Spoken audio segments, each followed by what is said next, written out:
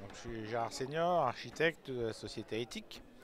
Et on a travaillé avec les centres techniques industriels du bois, du métal, du béton et de la terre cuite pour élaborer un outil qui serve très en amont dans les prises de décision d'un maître d'ouvrage sur quelle est la potentialité de surélévation de mon bâtiment, qui est toujours l'étape qu'il faut passer pour passer à une étude plus approfondie. Donc il faut que ce soit, on avait conçu ça comme étant apporter des éléments à des professionnels, éventuellement à des conseils syndicaux, mais moi je pense que c'est plutôt aux professionnels qui pourront utiliser ces outils-là pour proposer à des maîtres d'ouvrage eh bien, une étude qui ne prenne pas trop de temps et donc qui soit une des étapes de la prise de décision à un moindre coût pour pouvoir aller un peu plus loin. Donc il fallait, pour faire ces outils-là, cet outil-là, on a fait un certain nombre d'observations sur la typologie du bâti, ce qui nous permet de caractériser les bâtiments et de pouvoir rentrer un certain nombre d'éléments géométriques et de dimensionnement.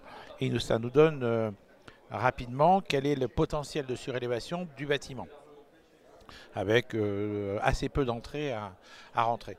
Ensuite, bon, il faut avoir un œil un peu exercé sur la composition hein, des murs, etc. Ensuite, à partir de cette capacité théorique de surélévation, comment on la détermine, c'est en fonction de l'observation. C'est-à-dire qu'un bâtiment haussmannien, il n'y a pas plus que tant d'étages. Donc aujourd'hui, on peut pas prévoir 20 étages sur un haussmannien, mais par contre, 7-8 niveaux, c'est possible. Quand on a un bâtiment haussmannien qui fait 3 ou 4 niveaux, on sait qu'on a un potentiel. Ce potentiel-là, il fallait le traduire en capacité portante. Donc on a fait un outil qui correspond à 3 niveaux à construction égale. Voilà ce que ça fait comme tonnes. Et ensuite, on a fait un travail sur ce qui existe aujourd'hui pour faire la surélévation. Donc, en mixant les matériaux et les filières. Et avec ce potentiel de tonnes à pouvoir rajouter sur le bâtiment, eh bien, au fur et à mesure que je mets un plancher bois ou métallique ou béton, etc., j'amenuise la capacité portante la capacité portante résiduelle de mon bâtiment. Et avec ces éléments-là, on dit voilà, on peut rajouter un ou deux niveaux en mixant telle ou telle filière. C'est un outil qui sert essentiellement à passer un cap de décision pour un maître d'ouvrage. On va faire la première étude, c'est l'étude urbaine. Et à partir de l'étude urbaine, on dit c'est possible ou c'est pas possible. Après, on a une deuxième étude qui est une étude à la fois économique et technique.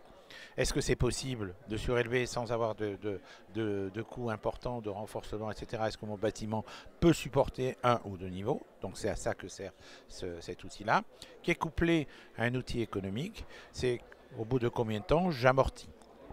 Cet outil-là est quand même très lié aussi à une préoccupation des maîtres d'ouvrage à pouvoir financer des travaux propres à leur bâtiment sur l'efficacité énergétique et de pouvoir, grâce à la surélévation, en vendant un droit à construire, de pouvoir financer ces travaux-là.